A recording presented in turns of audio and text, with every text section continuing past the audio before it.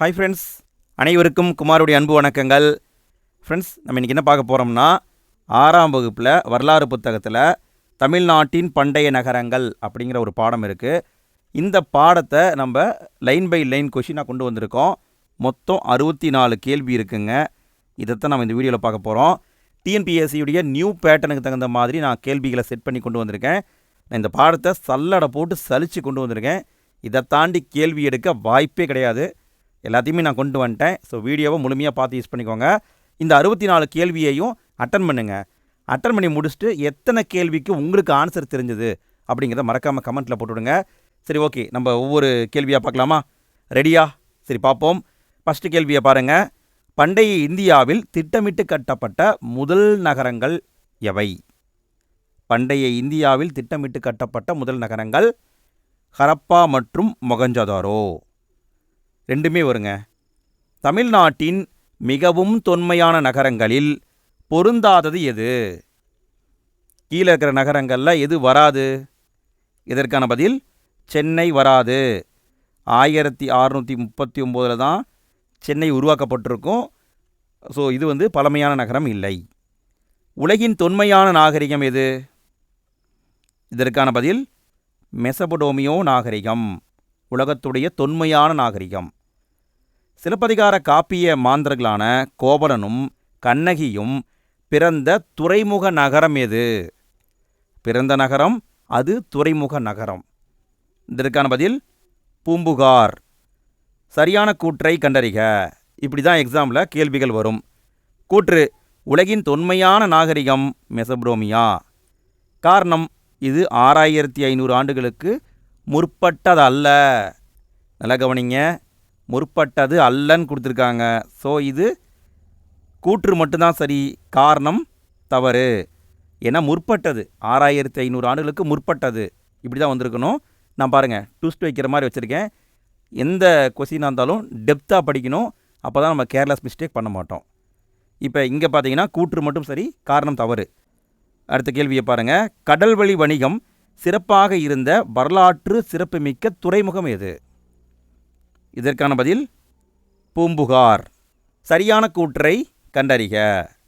கூற்று: கடல்வழி வணிகம் சிறப்பாக இருந்த துறைமுகங்களில் ஒன்று பூம்புகார் ஆகும்.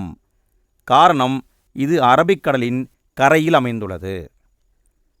இதில் எது கரெக்டுங்க? இதற்கான விடை கூற்று மட்டும்தான் சரி, காரணம் தவறு. ஏன்னா பூம்புகார் எங்கே இருக்குது? பூம்புகார் வங்காள விரிகுடா கடலில் இருக்குது. வங்காள விரிகுடா கடலில் இருக்குது, அரபிக்கடலில் இல்லை. அப்போ இங்கே கூற்று மட்டும்தான் சரி, காரணம் தவறு. பூம்புகாருடன் தொடர்புடைய ஆறு எது? இதற்கான பதில் காவிரி ஆறு. காவிரி ஆற்றுடைய கரையில் அமைஞ்சிருந்தது. குறிப்பாக பூம்புகார் எங்கே இருக்குங்க? மயிலாடுதுறை. மயிலாடுதுறைக்கு பக்கத்தில் இருந்ததுன்னு சொல்கிறாங்க. மயிலாடுதுறை. சங்ககால எந்த அரசின் துறைமுகம் பூம்புகார்? இதற்கான பதில் சோழர்களுடைய துறைமுகம்தான் பூம்புகார். பூம்புகார் துறைமுகத்தில் சீரும் சிறப்புமாக நடந்த வணிகம் குறித்து கூறும் சங்க இலக்கிய நூல் எது? இதற்கான பதில் பட்டினப்பாலை. பூம்புகார் நகரத்தில் என்னென்ன வணிகம் நடைபெற்றது அப்படிங்கிறத டீட்டெயிலாக கொடுக்குற நூல் பட்டினப்பாலை. மாநாய்க்கன் என்பதன் பொருள் என்ன? ரொம்ப முக்கியமான வினாங்க. மாநாய்க்கன் அப்படின்னா பெருங்கடல் வணிகன். மாநாய்க்கன் என்றால் பெருங்கடல் வணிகன். மாநாய்க்கனின் மகள் யார்? இதற்கான பதில் கண்ணகி. கண்ணகியுடைய அப்பா மாநாய்க்கன். யாருடைய தந்தை மாசாத்துவன்? இதற்கான பதில் கோவலனின் தந்தை மாசாத்துவன். மாசாத்துவன் என்றால் டேஸ் என்று பொருள். மாநாய்க்கன் என்றால் பெருங்கடல் வணிகன், மாசாத்துவன் என்றால் பெரும் வணிகன். மீனிங்கை புரிஞ்சுக்கோங்க, பெரும் வணிகன். சரியான கூற்றை கண்டறிக. கூற்று: மாநாய்க்கன் என்ற பெரும் வணிகர்களும் மாசாத்துவன் என்ற பெருங்கடல் வணிகர்களும் பூம்புகாரில் வாழ்ந்தனர். காரணம்: பெரு வணிகர்களும் பெருங்கடல் வணிகர்களும் நிறைந்த பகுதியாக பூம்புகார் விளங்கியது. இதற்கான பதில் காரணம் மட்டும் சரி, கூற்று தவறு. என்ன தவறு? மாநாய்க்கன் என்றால் பெருங்கடல் வணிகன். மாசாத்துவான் என்றால் பெரும்பணியன். இங்கே மாறி வந்திருக்கு. அதனால் கூற்று தவறு, காரணம் மட்டும்தான் சரி. சரியான கூற்றை கண்டறிக. கூற்று: பூம்புகாரில் வெளிநாட்டவர் குடியிருப்புகள் தோன்றின. காரணம்: இங்கு வணிகம் செய்ய கிரேக்கம், ரோம் உள்ளிட்ட பல நாடுகளை சார்ந்த வணிகர்கள் இருந்துள்ளனர். இதற்கான பதில் கூற்று காரணம் இரண்டுமே சரிதாங்க. கிரேக்கர்கள், ரோமானியர்கள்லாம் வந்திருக்காங்க. அதனால் நிறைய வெளிநாட்டு குடியிருப்புகள் அங்கே உருவாகியிருக்கு. கூற்று காரணம் இரண்டுமே சரிதான். சரியான கூற்றை கண்டறிக. கூற்று: பூம்புகாரில் சிந்தனை பரிமாற்றமும் பண்பாட்டு கலப்பும் நிகழ்ந்தன. காரணம்: பூம்புகார் மக்கள் வெளிநாட்டவர் மொழிகளை கற்றறிந்தனர். அயல் நாட்டவரும் தமிழ் மொழியை கற்றனர். இதற்கான பதில் கூற்று காரணம் இரண்டுமே சரிதாங்க. அப்போ நல்லா கவனிங்க. சிந்தனை பரிமாற்றமும் பண்பாட்டு கலப்பும் நடந்த இடம் பூம்புகார். பூம்புகார் நகரத்து வணிகர்கள் நேர்மைக்கும் நாணயத்துக்கும் பெயர் பெற்றவர்கள். சரியான விலைக்கு பொருட்களை விற்றனர். கூடுதலான விலைக்கு பொருட்களை விற்பது தவறான செயல் என்று கருதினர் என்னும் நூல் என்ன? இதற்கான பதில் பட்டினப்பாலை. பட்டினப்பாலை நூலின் ஆசிரியர் யார்? இதற்கான பதில் கடியலூர் உருத்திரங்கண்ணனார். பட்டினப்பாலின் ஆசிரியர் கடியலூர் உருத்திரங்கண்ணனார். கடியலூர் உருத்திரங்கண்ணனார் சார்ந்த காலம் எந்த காலத்தில் வாழ்ந்தவர்? இதற்கான பதில் கிமு 2ஆம் நூற்றாண்டில் வாழ்ந்தவர். கிறிஸ்து பிறக்கிறதுக்கு முன்னாடியே கிமு 2ஆம் நூற்றாண்டில் வாழ்ந்தவர். பொறுத்துக. இந்த கேள்வி தான் எக்ஸாமில் வர வாய்ப்பு அதிகமாக இருக்குங்க. குழப்பற மாதிரி இருக்கிற கேள்வியே இந்த கேள்வி தான். இதற்கான பதில் கடல் வழியாக குதிரைகள் வந்தன, தரை வழியாக கருமிளகு வந்தது, வட மலையிலிருந்து தங்கம் வந்தது, மேற்கு தொடர்ச்சி மலையிலிருந்து சந்தனம் வந்தது, தென் கடலிலிருந்து முத்து வந்தது, கிழக்கிலிருந்து பவளம் வந்தது, ஈழத்திலிருந்து உணவுப் பொருட்கள் வந்தது. இங்கே இருக்கிற ஆர்டர் கரெக்டுங்க. இதை மனப்பாடம் பண்ணிடுங்க. இதை வச்சு தான் எக்ஸாமில் கேட்பாங்க. கிழக்கு பகுதியில் என்ன வந்தது, வடக்கு பகுதியில் என்ன வந்தது, இப்படிலாம் கேட்பாங்க. பார்த்துக்கோங்க. மற்ற நகரங்களிலிருந்து முற்றிலும் வேறுபட்ட முறையில் கட்டமைக்கப்பட்டிருந்த நகரம் இது. இதற்கான பதில் பூம்புகார் நகரம். கப்பல் கட்டும் மற்றும் கப்பல் செப்பனிடும் தளம் இருந்ததாக கூறப்படும் நகரம் இது. கப்பல் கட்டுற இடமும் இருந்திருக்கு, செப்பனிடும் தளமும் இருந்திருக்கு. இதற்கான பதில் பூம்புகார் தான். கிபி 200 வரை சிறப்புற்று திகழ்ந்து கடல்கோள் அல்லது கடல் சீற்றங்களால் அழிந்த நகரம் இது. இதற்கான பதில் பூம்புகார். எப்போ அழிந்தது? கிபி 200, அதாவது கிபி 2ஆம் நூற்றாண்டில் தான் பூம்புகார் அழிஞ்சிருக்கு. எப்படி அழிஞ்சிருக்கு? கடல்கோள், அதாவது சுனாமியால் அழிஞ்சிருக்குன்னு சொல்கிறாங்க. சரியான கூற்றை கண்டறிக. கூற்று: இந்தியாவில் உள்ள மிக பழமையான நகரங்களில் மதுரையும் ஒன்று. காரணம்: சங்கம் வளர்த்த நகரம் என்று பெயர் பெற்றது. இதற்கான பதில் கூற்று காரணம் இரண்டுமே சரிதான். சங்கம் அப்படிங்கிறது முற்காலத்திலே தோன்றியது. அது தோன்றிய இடம் மதுரை.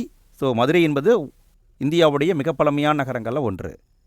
கடைச்சங்க காலத்தில் தமிழ் பணி செய்த புலவர்கள் எத்தனை பேர்? இதற்கான பதில் 49 பேர். 49 பேர். சரியான கூற்றை கண்டறிக. கூற்று: தொண்டியிலிருந்து மதுரைக்கு அகில், சந்தனம் போன்ற நறுமணப் பொருட்கள் கொண்டு வரப்பட்டன. காரணம்: தொண்டி கிழக்கு கடற்கரையில் அமைந்திருந்தது. இதற்கான பதில் கூற்று காரணம் இரண்டுமே சரி. தொண்டி என்பது கிழக்கு கடற்கரையில் அமைந்திருந்தது. கூற்று காரணம் இரண்டுமே சரிதான். பண்டைய இஸ்ரேல் அரசர் யார் முத்துக்களை உவரி என்னும் இடத்திலிருந்து இறக்குமதி செய்தார்? இதற்கான பதில் சாலமோன். சாலமோன் அப்படிங்கிற ஒரு பண்டைய இஸ்ரேல் அரசர். அவர் உவரி அப்படிங்கிற இடத்துலேருந்து அணிகலன்களை வாங்கியிருக்காரு. குறிப்பாக முத்துக்களை வாங்கியிருக்காரு. சரியான கூற்றை கண்டறிக. கூற்று: சோழர் துறைமுகமான கொர்க்கைக்கு அருகில் உவரி உள்ளது. காரணம்: பண்டைய இஸ்ரேல் அரசர் சாலமோன் முத்துக்களை உவரி என்னும் இடத்திலிருந்து இறக்குமதி செய்தார். இதற்கான பதில் காரணம் மட்டும்தான் சரி, கூற்று தவறு. என்ன தவறுனா, சோழர் துறைமுகம் கொர்க்கை கிடையாது. கொர்க்கை யாருடைய துறைமுகம்? பாண்டியர்களின் துறைமுகம். பாண்டியருடைய துறைமுகம் தான் கொர்க்கை. கொர்க்கைக்கு பக்கத்தில் தான் உவரி இருக்குது. அங்கிருந்து தான் இஸ்ரேல் அரசர் சாலமோன் முத்துக்களை வாங்கியிருக்காரு. அப்போ இங்கே பார்த்தீங்கன்னா காரணம் மட்டும்தான் சரி, கூற்று தவறு. ரோமானிய நாணயங்கள் தயாரிக்கும் தொழிற்சாலை இருந்த இடம் எது? இதற்கான பதில் மதுரையில் இருந்திருக்குங்க. மதுரை. புகழ்பெற்ற கிரேக்க வரலாற்று ஆசிரியர் யாருடைய குறிப்புகளில் மதுரையை பற்றிய தகவல்கள் உள்ளன? கிரேக்க நாட்டு எழுத்தாளர் அவருடைய குறிப்புகளில் மதுரையை பற்றி சொல்லியிருக்காரு. இதற்கான பதில் மெகஸ்தனிஸ். மெகஸ்தனிஸ். மௌரிய வம்சத்து அரசரான சந்திரகுப்தரின் அமைச்சரான யார் மதுரையை பற்றி தமது அர்த்த சாஸ்திரத்தில் குறிப்பிட்டுள்ளார்? இதற்கான பதில் சாணக்கியர். சாணக்கியர் அப்படின்னு சொல்லுவாங்க, கௌடில்யர் அப்படின்னு சொல்லுவாங்க. இவர் யார்? மௌரிய அரசன் சந்திரகுப்தன் அவருடைய அமைச்சர். எழுதிய புத்தகம் அர்த்த சாஸ்திரம். எந்த நகரை சுற்றிலும் இருந்த அகழியில் யானைகள் கூட செல்லும் அளவுக்கு அகலமான சுரங்கப்பாதைகள் அமைக்கப்பட்டிருந்தன? இதற்கான பதில் மதுரை. மதுரையை சுற்றி இருந்த அகழி. அகழியில் யானை கூட போகிற அளவுக்கு சுரங்கப்பாதை இருந்திருக்குங்க. சரியான கூற்றை கண்டறிக. கூற்று மதுரை தூங்கா நகரம் என அழைக்கப்பட்டது. காரணம் நாலங்காடி அல்லங்காடி என்ற 2 வகை அங்காடிகள் மதுரையில் இருந்தன. இதற்கான பதில் கூற்று காரணம் இரண்டுமே சரி. நாலங்காடியும் இருந்திருக்கு, அல்லடங்காடியும் இருந்திருக்கு. எங்கே இருந்திருக்கு? மதுரையில் இருந்திருக்கு. தூங்கா நகரம்னு சொல்லுவாங்க. சரியான கூற்றை கண்டறிக. கூற்று 1 நாலங்காடி என்பது இரவு பொழுதிலான அங்காடியாகும். கூற்று 2 அல்லங்காடி என்பது இரவு நேரத்து அங்காடியாகும். இந்த 2ல் எது சரின்னு கேட்டிருக்காங்க. விடை கூற்று 2 மட்டும் சரி. அல் என்றால் இரவு, அல்லங்காடி என்றால் இரவு நேரத்தில் இயங்கக்கூடிய அங்காடி, நாலங்காடி என்பது பகல் நேரத்தில் இயங்கும் அங்காடி. ஸோ கூற்று 1 தவறு, கூற்று 2 மட்டும்தான் சரி. பெண்கள் எந்தவித பயமும் இன்றி இரவு நேரத்தில் பொருட்களை வாங்கிச் சென்ற அளவுக்கு பாதுகாப்பானதாக விளங்கிய நகரம் எது? இதற்கான பதில் மதுரை. கல்வி கற்பதற்கான பள்ளிகள் எந்த நகரில்தான் முதலில் ஏராளமாக அமைக்கப்பட்டன? இதற்கான பதில் காஞ்சிபுரம். காஞ்சிபுரத்தில் தான் நிறைய பள்ளிக்கூடங்களை தொடங்கியிருக்காங்க. நாலந்தா பல்கலைக்கழகத்தில் பயின்ற சீன பயணி யார் கூடுதல் படிப்புக்காக காஞ்சியில் இருந்த கடிகைக்கு வந்திருக்கிறார்? இதற்கான பதில் யுவான் சுவாங். இவர் தான் அங்கிருந்து இங்கே படிக்க வந்திருக்காரு. Yuan Chwang. பொறுத்துக. இதற்கான பதில் புகார் என்பது துறைமுக நகரம், மதுரை என்பது வணிக நகரம், காஞ்சி என்பது கல்வி நகரம். நகரங்களில் சிறந்தது காஞ்சி என்று கூறுபவர் யார்? நகரங்களில் சிறந்தது காஞ்சி இப்படி சொல்கிறவர் காளிதாசர். காளிதாசர். கல்வியில் கரையில்லாத காஞ்சி என்று கூறுபவர் யார்? இதற்கான பதில் திருநாவுக்கரசர். கல்வியில் கரையில்லாத நகரம் இப்படி சொன்னவர் திருநாவுக்கரசர்.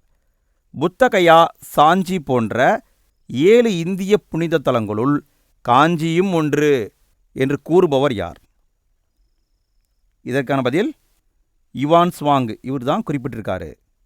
7 இந்திய புனித தலங்கள் இருக்குது, அதில் ஒன்று தான் காஞ்சிபுரம். தொண்டை நாட்டில் உள்ள மிக பழமையான நகரம் எது? இதற்கான பதில் காஞ்சிபுரம் தான் தொண்டை நாட்டில் இருக்குது.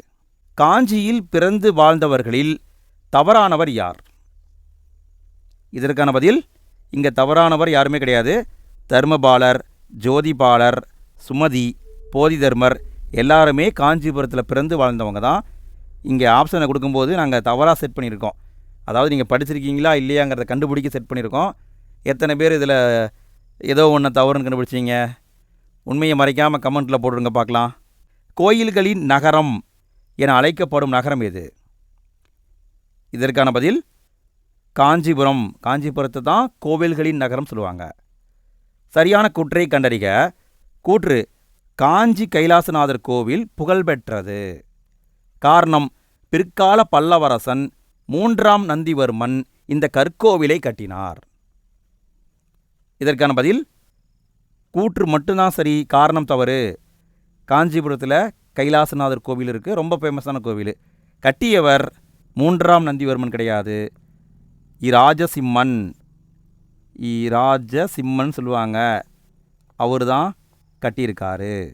அப்போ கூற்று தான் சரி, காரணம் தவறு. யாருடைய காலத்தில் எண்ணற்ற குடைவரை கோவில்களும் கட்டப்பட்டன?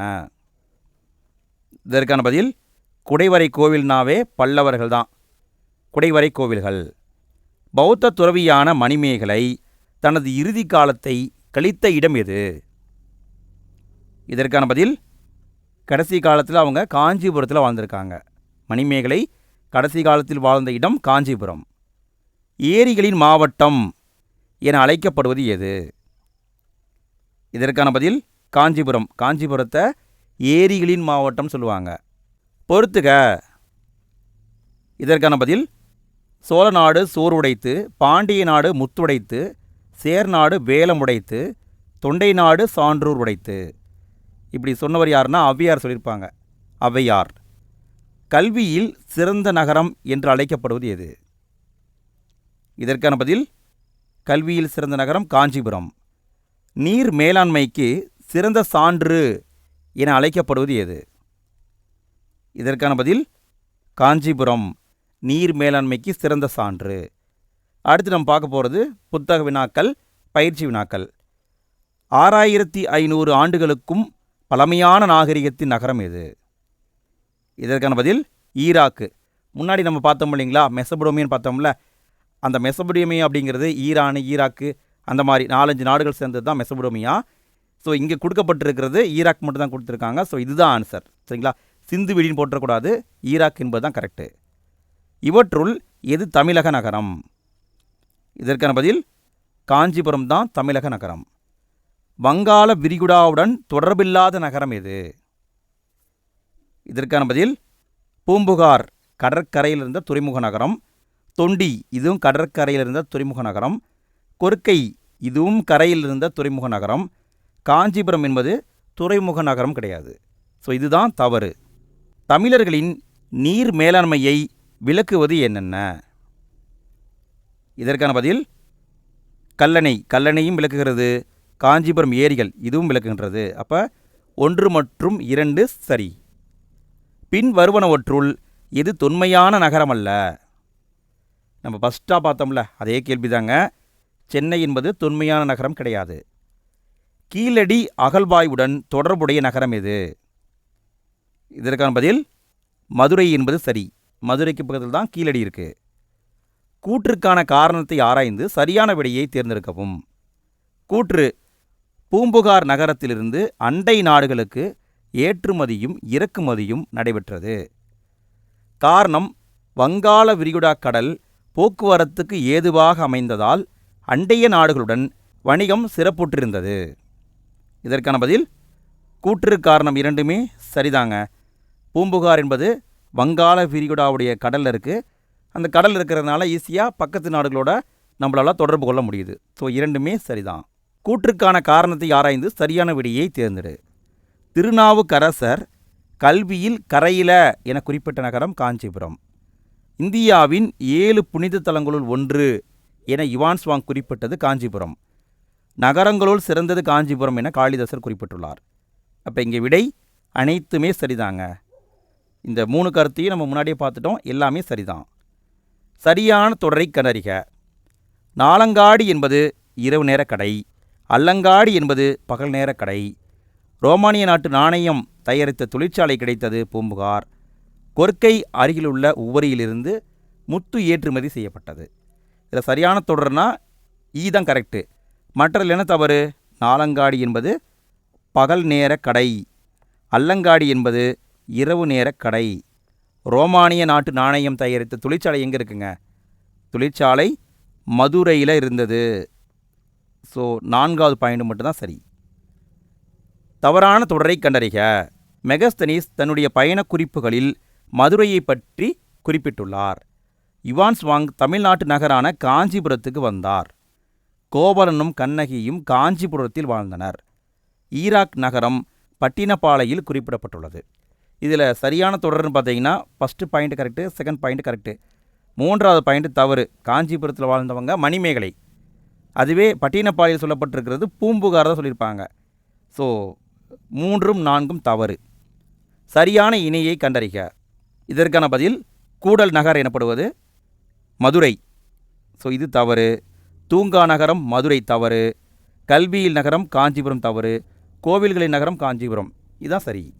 64வது கேள்வி கடைசி கேள்வி நண்பா. நண்பா நீங்கள் இந்த 64 கேள்வியில் எத்தனை கேள்விக்கு சரியான ஆன்சர் போட்டீங்க அப்படிங்கிறத மறக்காமல் கமெண்ட்டில் போட்டுவிடுங்க. இதே மாதிரி நிறைய வீடியோக்கள் தொடர்ந்து வந்துகிட்டே இருக்க போகுது. நம்ம சேனலை சப்ஸ்கிரைப் பண்ணி சப்போர்ட் பண்ணுங்கள் நண்பா. வீடியோ பிடிச்சிருந்தா லைக் பண்ணுங்கள், கமெண்ட் பண்ணுங்கள், உங்கள் ஃப்ரெண்ட்ஸ்க்கும் ஷேர் பண்ணுங்கள். டெலிகிராம் சேனல் ஒன்று நம்ம ஓப்பன் பண்ணியிருக்கோம். அதுக்கான லிங்க்கை நான் ஃபஸ்ட்டு கமெண்ட்டில் கொடுத்துருக்கேன். தேவைப்படுறவங்க அங்கேயும் வாங்க, நம்ம அங்கே சந்திப்போம். சரி, ஓகே, நம்ம கடைசி கேள்வியை பார்க்கலாம். தவறான இணையை கண்டறிக. இதில் எது தவறு அப்படின்னா, வடமலையிலேருந்து தங்கம் வந்தது கரெக்டு, மேற்கு மலையிலேருந்து சந்தனம் வந்தது கரெக்டு, தென்கடலேருந்து முத்து வந்தது கரெக்டு, கீழ்கடலில் அகில் வந்திருக்குன்னு கொடுத்துருக்காங்க தவறு, கீழ்கடலில் வந்தது பவளம். ஸோ இதுதான் தவறு.